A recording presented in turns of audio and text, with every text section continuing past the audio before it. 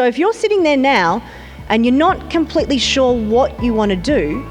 sometimes it's best to just try a couple of things and see which one actually fits, because you might not have had that experience yet. You might not have run into the thing that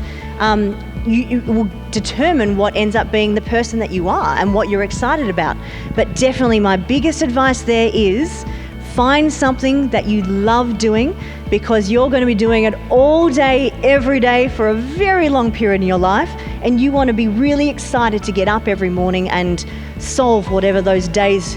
problems are going to be that come and whack you in the face. You want to be excited about what that's going to be.